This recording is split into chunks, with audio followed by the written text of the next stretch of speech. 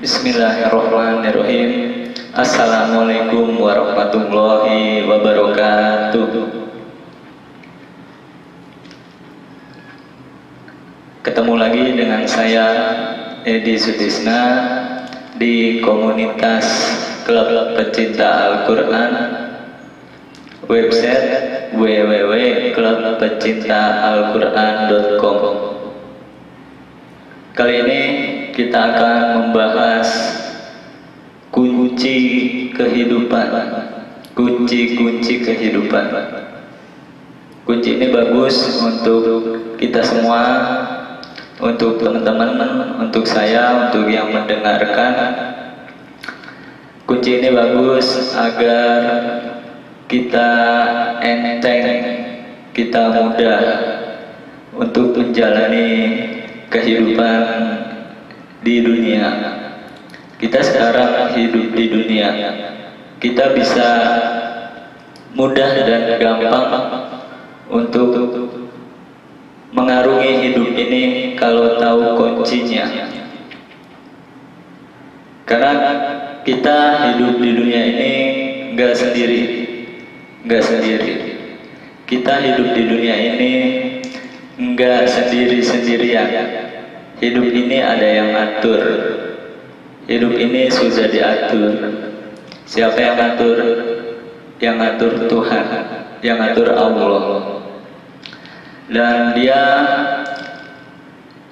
ngasih tahu bagaimana cara-cara hidup di dunia, seperti Dia menciptakan Al-Quran. Al-Quran berfungsi untuk seperti manual book. Kalau kita beli barang elektronik, misalkan beli handphone, pasti ada manual booknya. Manual book ini berfungsi untuk bagaimana cara penggunaan handphone gitu. Atau kita beli DVD pasti ada manual booknya. Bagaimana cara menggunakan DVD dengan baik dan benar. Dan Allah pun menciptakan kita lengkap dengan manual booknya. Manual book ini berfungsi sebagai tata cara kita hidup di dunia agar baik, agar mudah, agar enteng. Itu. Ada kunci-kuncinya. Kalau teman-teman pakai kunci ini, insya Allah mudah. Hidup ini mudah. Sama seperti kita, kalau kita berjalan di tengah hutan, ada beberapa orang dia berjalan sendirian, dan sebagian lagi dia minta tolong sama pemandu hutan. Kira-kira yang lebih selamat yang mana? Yang jalan sendirian apa yang didampingi dengan pemandunya? Pasti yang lebih enak berjalan bersama dan dipandu. Karena kita nggak tahu di dalam hutan ada apa, nggak tahu berbahaya apa enggak di dalam hutan, nggak tahu. Kalau ada pemandunya, dia tahu dan akan memandu kita. Begitu juga kita hidup di dunia, harusnya kita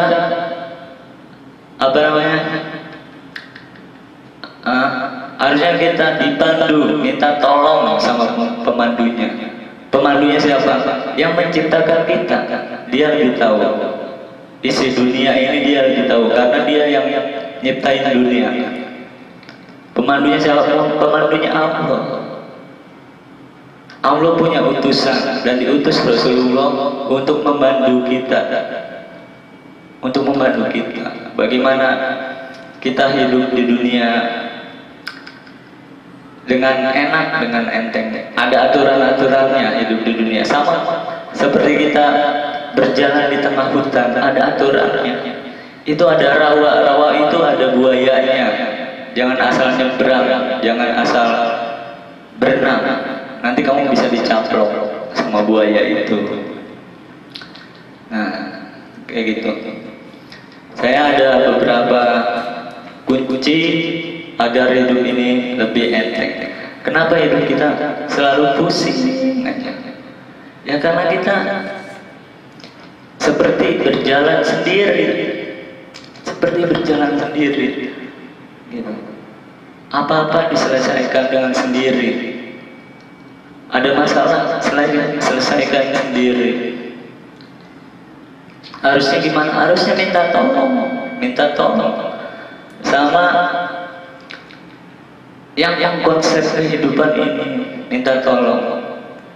Gitu.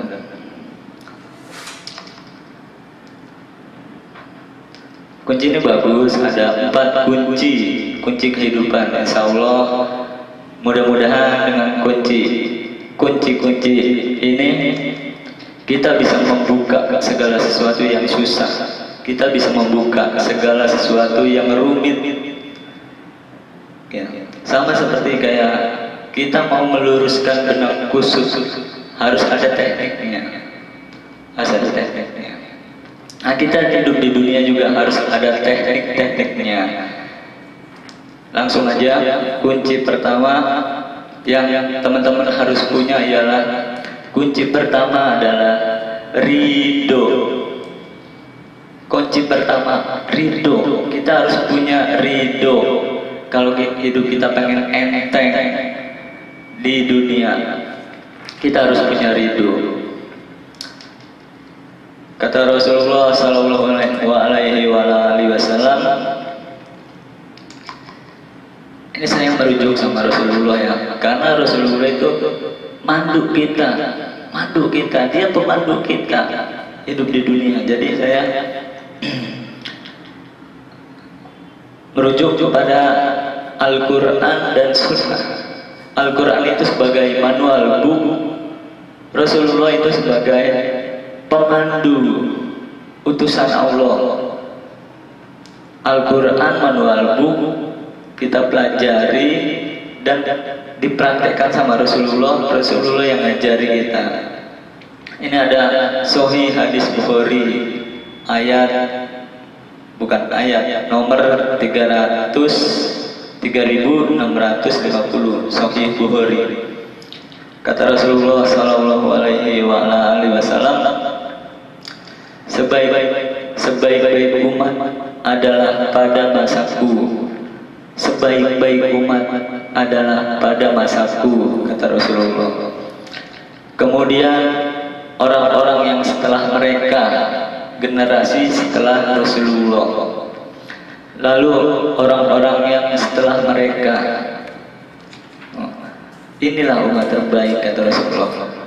Kata Rasulullah Sallallahu Alaihi Wasallam, sebaik-baik umat adalah pada masaku. Kemudian setelahnya, itu umat terbaik.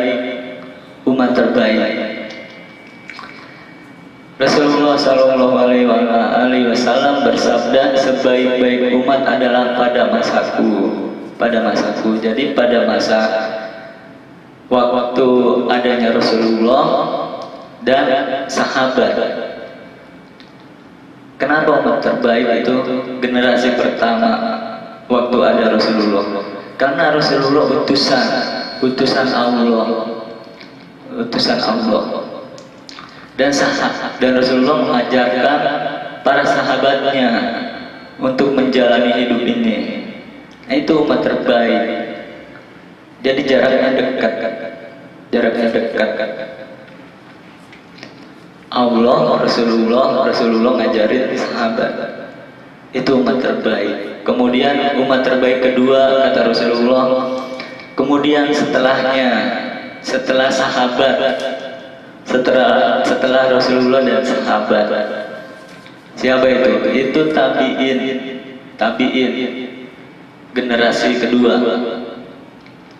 Kemudian umat terbaik ketiga setelah tabi'in itu umat terbaik setelah tabi'in. Berarti apa? Tabi'ut tabi'in.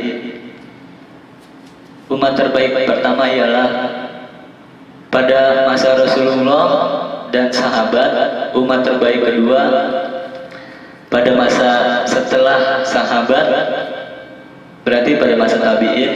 Umat terbaik ketiga ialah setelah tabi'in, berarti pada masa tabi'ut tabi'in.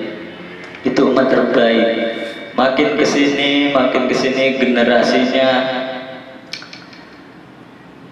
bukan lagi umat terbaik. Sekarang kita hadir di sini. Kita bukan umat terbaik. Kita jauh dari Rasulullah. Kita bukan umat terbaik. Dari cara ibadahnya aja beda. Dari ilmunya beda, ibadahnya beda. Kita lebih malas ibadah. Dan kita jauh dari Rasulullah.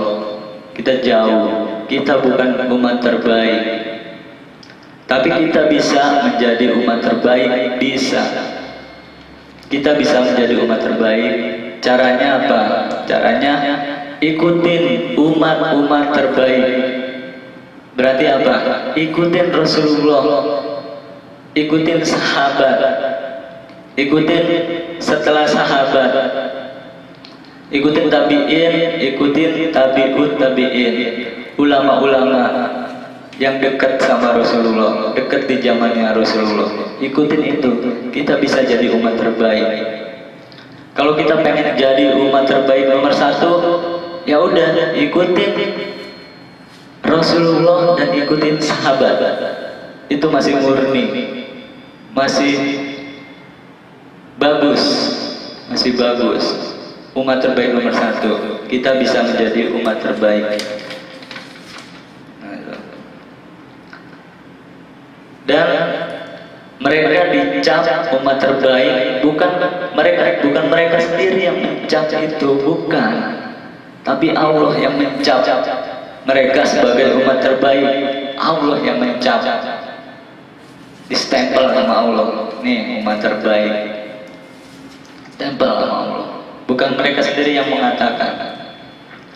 Di surat At-Taubah ayat 100 di Quran ini, surat At-Taubah ayat 100, orang-orang yang terdahulu lagi yang pertama-tama masuk Islam di antara orang-orang Muhajirin dan Ansor serta orang-orang yang mengikuti mereka dengan baik, Allah ridho kepada mereka dan mereka pun ridho kepada Allah. Dan Allah menyediakan bagi mereka surga-surga yang mengalir sungai-sungai di dalamnya.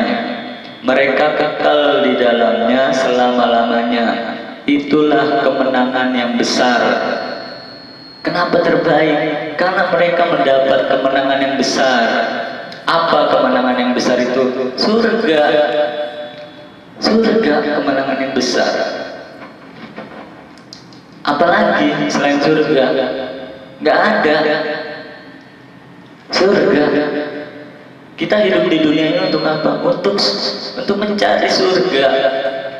Nah, mereka ini dapat surga. Di surat At-Taubah mereka dapat surga.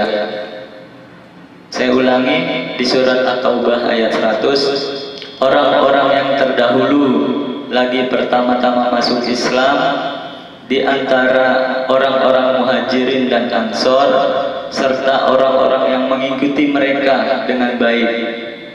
Tuh, berarti ini apa?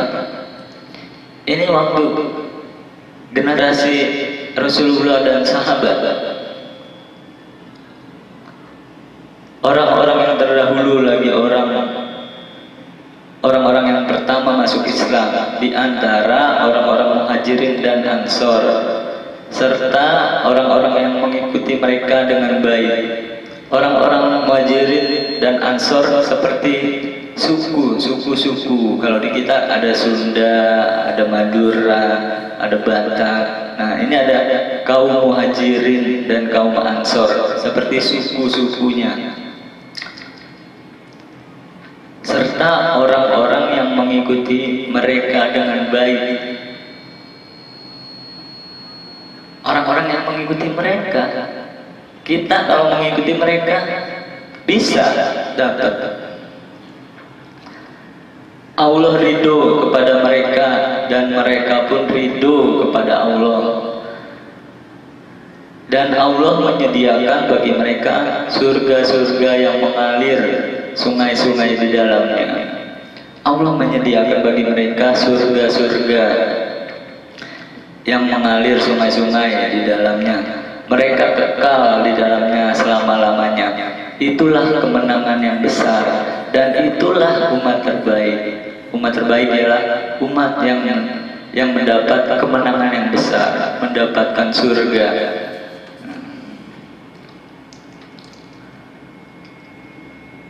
Ini kita udah dapat kuncinya. Kunci yang pertama apa? Kunci yang pertama ridho. Kunci yang pertama ridho. Ini kita harus punya ridho. Nih coba lihat. Coba lihat. Allah ridho kepada mereka dan mereka pun ridho kepada Allah. Ini kuncinya. Kuncinya. Allah ridho kepada mereka dan mereka pun ridho kepada Allah. Catat kunci pertama ridho. Ridho. Nanti kita belajar ridho itu apa dan bagaimana cara mendapatkan ridho. Kita belajar ini sekarang. Apa tujuan manusia diciptakan? Apa tujuan manusia diciptakan? Apa? Untuk beribadah. Untuk beribadah, betul untuk beribadah, betul untuk beribadah. Karena di Al-Quran surat Az-Zuriyat ayat 56, tidak aku ciptakan jin dan manusia melainkan hanya untuk beribadah kepadaku. Apa tujuan manusia diciptakan? Betul untuk beribadah. Di surat Az-Zuriyat ayat 56, tidak aku ciptakan jin dan manusia melainkan hanya untuk beribadah kepadaku, beribadah kepada Allah. Tidak aku ciptakan jin dan manusia, kata Allah, melainkan untuk apa? Untuk beribadah kepada Allah, beribadah kepada Allah. Yang jadi permasalahan gini, kenapa kita harus beribadah kepada Allah sedangkan Allah Maha Kuasa, ya kan? Allah nggak butuh ibadah kita. Allah nggak butuh ibadah kita. Ada di hadis qudsi, andai kata seluruh manusia dari yang awal sampai yang akhir dan seluruh jin, seluruh malaikat dari yang awal sampai yang akhir beribadah kepada Allah semuanya, itu tidak akan menambah kekuasaan dan kekuatan Allah. Terus juga andai seluruh manusia dan jin dan malaikat dari yang awal sampai yang akhir semuanya bermaksiat kepada Allah, itu tidak akan mengurangi kekuasaan Allah. Jadi kalau kita beribadah nggak akan menambah kekuasaan Allah. Kalau kita bermaksiat nggak akan mengurangi kekuasaan Allah. Yang jadi masalah, kenapa kita harus beribadah? Kenapa kita harus beribadah? Jawabannya satu, yang tadi, ridho. Ridho. Kita beribadah untuk mencari ridho, mencari ridho Allah. Kalau kita beribadah, Allah ridho. Kalau kita bermaksiat, Allah sebel, Allah marah. Untuk apa kita beribadah? Supaya Allah ridho. Untuk siapa? Ya untuk diri kita sendiri. Untuk diri kita sendiri. Ya. Kenapa harus ridho? Kenapa harus ridho? Kenapa harus ridho?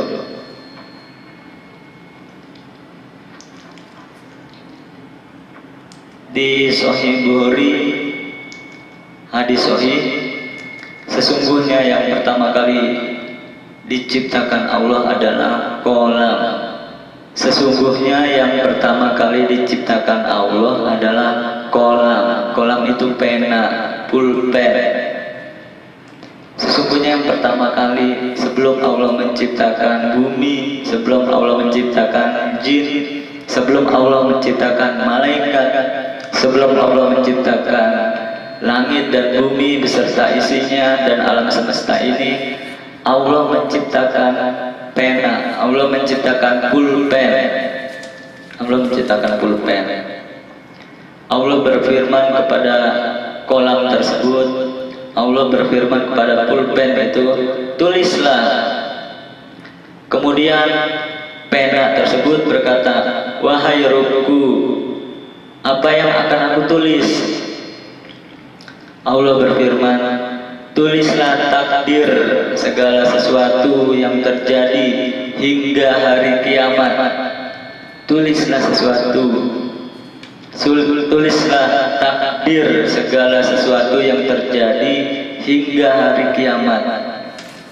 Jadi sebelum Allah menciptakan apapun, sebelum Allah menciptakan alam semesta ini beserta isinya, sebelum Allah menciptakan jin, sebelum Allah menciptakan manusia, sebelum Allah menciptakan kita, Allah menciptakan pulpen.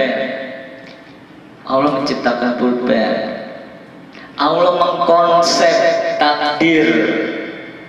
Allah mengkonsep takdir dari awal sampai akhir. Allah mengkonsep sama seperti kita. Sebelum kita ngebangun rumah misalkan, kita mengkonsep denah rumah, gambar rumah, mengkonsep gitu ya. Jadi sebelum Allah menciptakan segala sesuatu, Allah mengkonsep yang namanya takdir.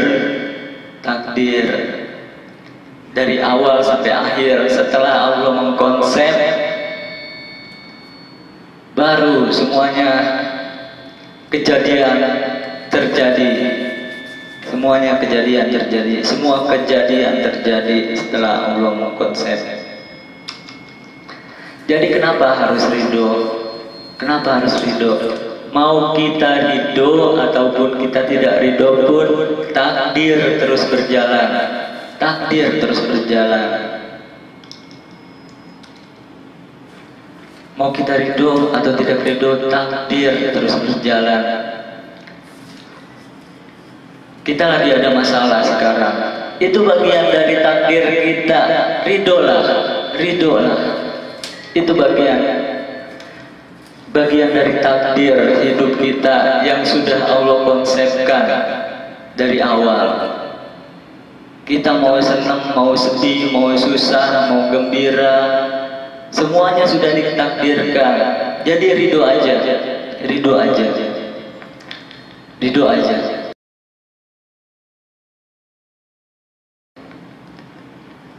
Ya.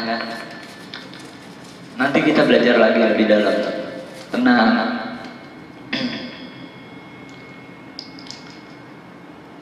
Kenapa Allah tahu semua kejadian-kejadian yang ada di langit dan di bumi? Kenapa Allah tahu?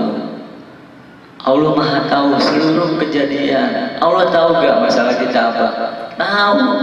Tahu. Allah tahu gak setiap doa-doa yang kita panjatkan? Tahu. Allah tahu gak keinginan-keinginan kita, hajat-hajat kita, cita-cita kita? Tahu Allah. Tahu. Kenapa Allah tahu? Kenapa Allah tahu? Di surat di Al-Quran, surat Al-Hajj ayat 70, apakah kamu tidak mengetahui bahwa sesungguhnya Allah mengetahui apa saja yang ada di langit dan di bumi? Apakah kamu tidak mengetahui bahwa sesungguhnya Allah mengetahui apa saja yang ada di langit dan di bumi? Bahwasanya yang demikian itu terdapat dalam sebuah kitab Lauhul Mahfuz. Sesungguhnya yang demikian itu amat mudah bagi Allah. Ya. Kenapa Allah tahu? Karena Allah yang mengkonsep, jadi Allah tahu. Allah Maha tahu karena Dia yang mengkonsep. Ya. Allah tahu di Dalam dada kita ada berapa sel? Tahu, karena Dia yang mengkonsep, Dia yang menciptakan. Allah tahu berapa jumlah rambut yang ada di kepala kita? Tahu, karena Dia yang menciptakan. Kita nggak bisa mencipta, nggak bisa mencipta. Allah tahu apa yang ada di otak kita? Tahu. Kenapa tahu? Ya, karena otak kita bikinan Allah, bikinan Allah.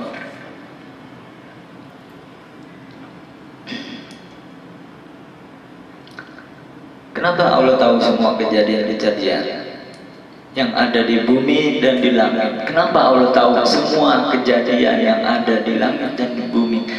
Tahu, karena Allah yang menciptakan takdir itu. Tahu.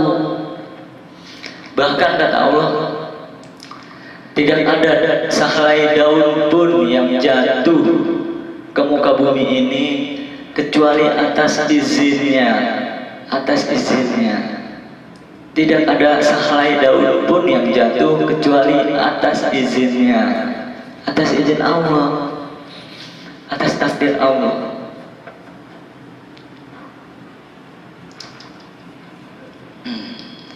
Itu.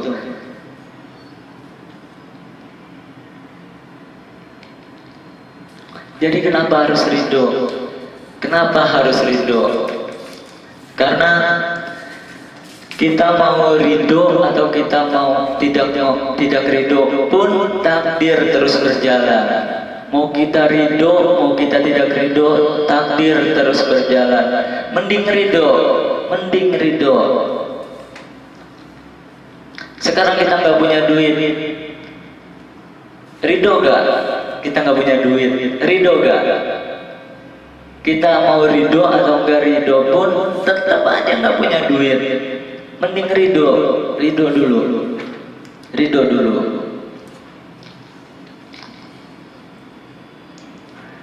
Karena apa? Karena kuncinya pertama ridho. Seperti di Quran tadi, Allah ridho kepada mereka dan mereka pun ridho kepada Allah. Ini kuncinya ridho. Allah ridho kepada mereka dan mereka pun ridho kepada Allah. Jadi kunci ridho itu harus dua arah.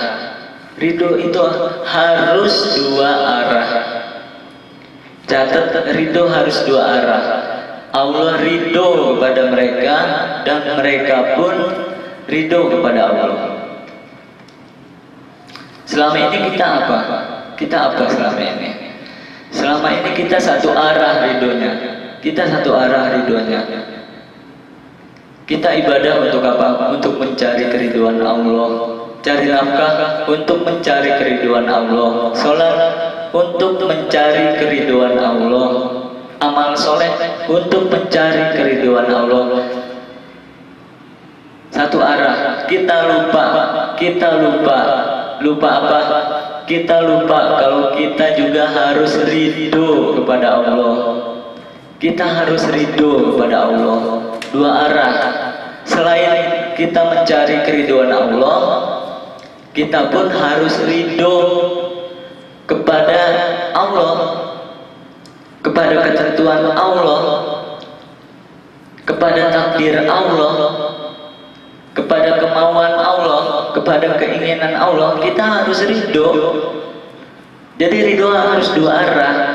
Allah ridho kepada mereka dan mereka pun ridho kepada Allah. Karena ini yang dicontohkan oleh Rasulullah dan sahabat.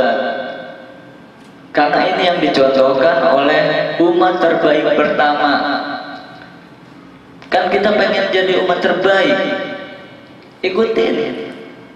Ikutin Rasulullah dan sahabat.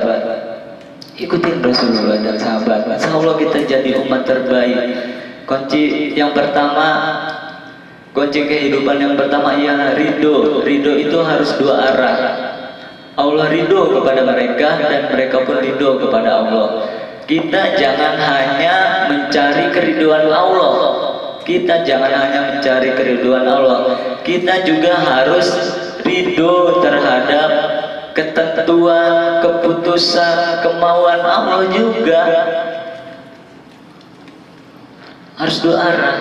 Kayak gini, misalkan waktu dulu saya pengen banget sedekah. Waktu itu saya pengen sedekah. Kebetulan duit yang ada di kantong saya cuman 500 perak. Terus saya melihat di depan saya di pasar waktu itu ada tukang minta-minta. 500 perak itu saya kasih ke tukang minta-minta. Saya kasih, "Ini Bu, 500 perak." Apa coba reaksi tukang minta-minta ini, ibu-ibu ini? Dia marah. Saya kasih malah marah. Apa dia bilang? "Mas, bener aja Mas, ngasih 500 perak buat apaan?" Gitu kata dia. Terus dilempar duitnya ke saya. Saya ngasih 500 perak, dia marah, dilempar duitnya ke saya. Kira-kira itu orang bagus apa enggak? Kira-kira itu orang bagus apa enggak? Ayo. Itu kita. Kadang-kadang kita dikasih penyakit sama Allah. Dikasih penyakit, kita malah nggak ridho sama Allah. Kita menganggap Allah ini kejam. Waduh, Allah kejam banget ngasih saya penyakit, ngasih saya derita. Itu seperti itu. Itu kita. Harusnya gimana? Harusnya kita ridho dulu. Yang pertama harus ridho dulu. Kita dikasih penyakit sama Allah. Ya Allah, saya ridho sama kehendakmu, gitu. Kita kan selama ini pengen diriduin Allah. Sholat kita diterima sama Allah, amal ibadah kita diterima sama Allah, gitu. Sedangkan Allah ngasih ke kita nggak terima, pengennya yang bagus-bagus, gitu. Sedangkan sholat kita, puasa kita, sedekah kita bagus, tapi kita pengennya Allah nerima, gitu kan? Gitu. Terima dulu semua pemberian Allah baik. Semua pemberian Allah baik. Ini perlu dicatat. Semua pemberian Allah baik. Karena mungkin gak Allah mencelakakan kita? Mungkin gak Allah mencelakakan makhluk-makhluknya? Mungkin gak? Buat apaan Allah mencelakakan makhluk-makhluknya? Gak penting.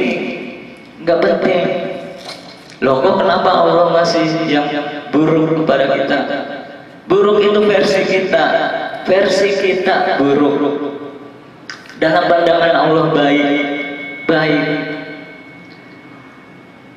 Jangan salah, emangnya kita dikasih penyakit buruk?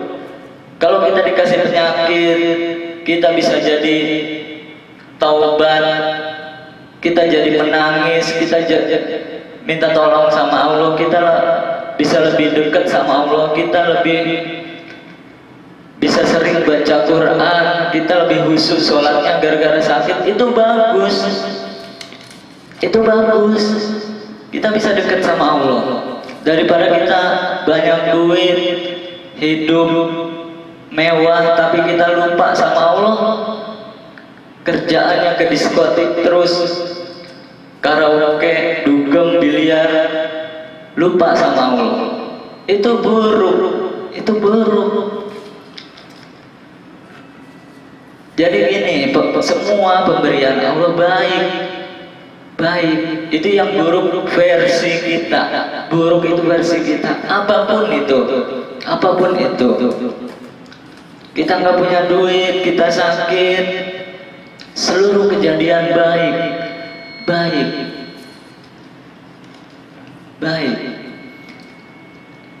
Emangnya ujian hidup ini tidak berbahaya? Seluruh ujian dalam hidup ini tidak berbahaya. Yang berbahaya apa? Yang berbahaya kalau kita nggak bisa, nggak tahu jawaban kunci ujiannya. Yang bahaya itu kalau kita salah menyikapinya. Sama seperti kita waktu sekolah dulu. Emangnya soal-soal ujian berbahaya? Enggak. Yang berbahaya apa? Yang berbahaya kalau kita nggak bisa jawab ujian itu. Yang berbahaya nggak bisa jawab. Ujiannya nggak bahaya. Jadi yang bahaya siapa? Yang bahaya diri kita sendiri. Bukan ujiannya, diri kita sendiri yang berbahaya. Bukan ujiannya yang berbahaya, diri kita sendiri. Dikasih sakit, kita ngomel, kita malah bilang Allah nggak adil. Itu yang berbahaya. Itu yang berbahaya. Jadi kita nyiksa diri sendiri. Ridho lah. Nggak ridho pun sakit tetap berjalan, takdir terus berjalan. Ridho. Jadi yang pertama ridho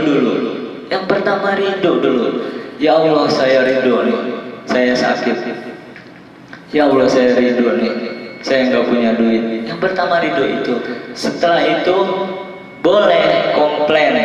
Maksudnya bukan komplain, apa namanya, mengeluh. Tapi mengeluhnya sama Allah. Ya Allah, saya ridho, dikasih Engkau memberikan sakit, saya ridho. Ini semua keputusanmu, pasti baik. Tapi ya Allah, tolong dong sembuhin. Gitu. Boleh. Jadi yang pertama ridho dulu.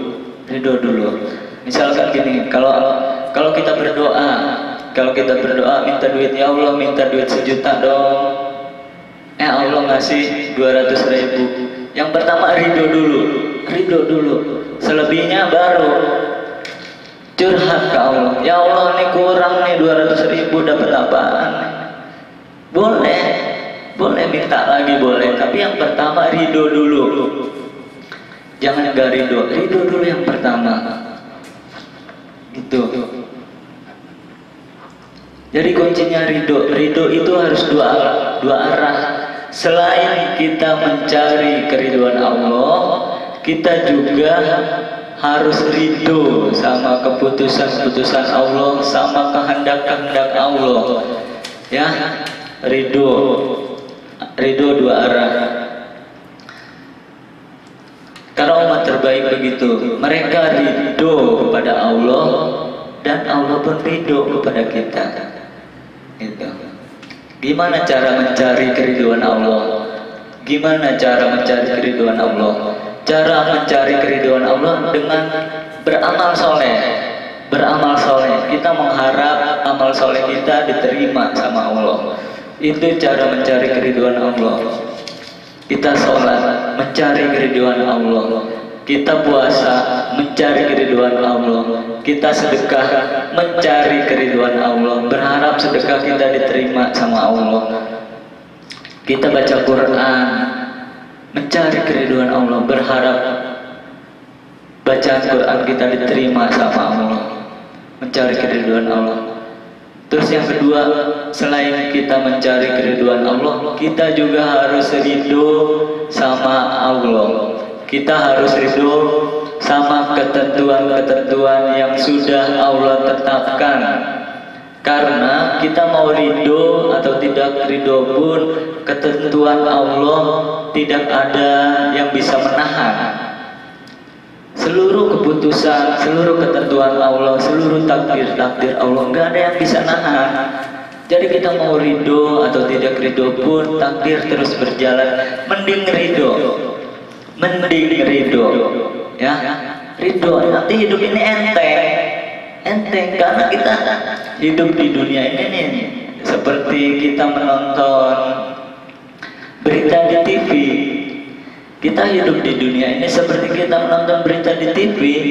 Setiap hari beda-beda, setiap hari sesuatu yang baru. Kita sekarang punya masalah nih. Itu seperti kita nonton TV gitu. Kita mau ngedumel atau enggak ngedumel pun masalah tetap lewat sebenarnya. Masalah tetap lewat, masalah tetap berlalu. Sama berita-berita di TV juga gitu, lagi booming nih. nanti berlalu, ada lagi berita baru, nanti hilang lagi, muncul lagi berita baru lagi yang booming, nanti hilang lagi. Hidup kita di dunia juga seperti itu, nanti ada masalah, hilang lagi, besokannya ada masalah, hilang lagi, gitu-gitu aja, gitu-gitu aja. Tapi nanti yang dinilai sama Allah sikap kita kepada Allah, sikap kita mau mendekat atau menjauh ke Allah, itu yang dinilai nanti. Jadi ridho ya, ridho aja udah, ridho, biar enak, biar hidup kita enteng. Pertama ridho, cara mencari keridhaan Allah dengan ibadah yang tadi. Terus gimana supaya kita ridho sama Allah? Gimana supaya kita ridho sama Allah? Ya kita harus menghargai semua keputusan-keputusan Allah. Kita hargai itu, semua keputusan Allah kita hargai. Kita harus menghargai semua ketentuan Allah. Kita hargai. Kita misalkan punya istri bawel di rumah, lah itu Allah yang menakdirkan istri kita bawel. Ridho lah. Suami kita misalkan pelit, itu Allah yang menakdirkan juga. Itu makhluk Allah juga. Ridho dulu. Setelah itu boleh minta sama Allah. Ya Allah nih suami saya pelit nih, gimana nih? Atur aja ya Allah, diapain ya? Itu ya, tapi yang paling pertama ridho dulu. Kita harus menghargai semua kehendak dan kemauan Allah. Kita harus menghargai semua hasil karya Allah. Semua hasil karya Allah. Kita melihat orang yang tanda kutip cacat gitu misalkan, itu hasil karya Allah. Ridho dulu, hargai dulu itu hasil karya Allah. Cacat dalam pandangan kita, dalam pandangan Allah mah beda lagi.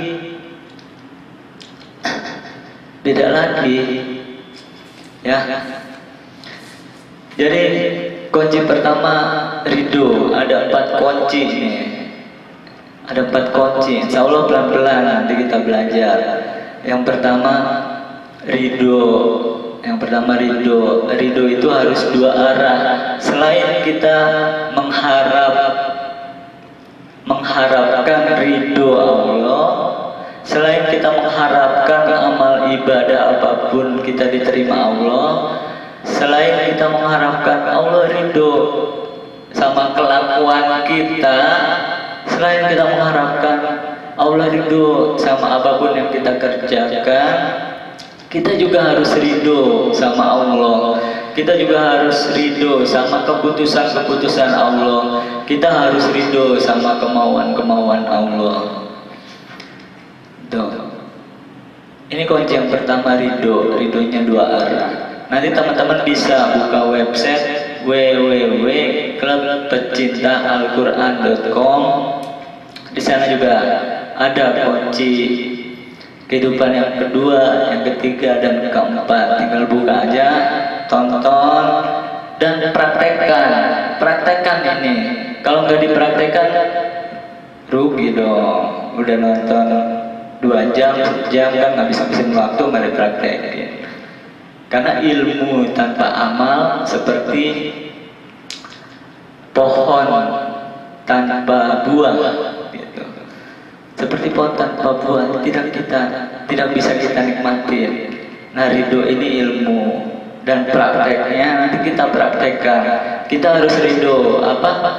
Kita harus mencari keridhaan Allah, dan kedua kita juga harus ridho sama ketentuan Allah. Ya udah segitu dulu. Assalamualaikum warahmatullahi wabarakatuh.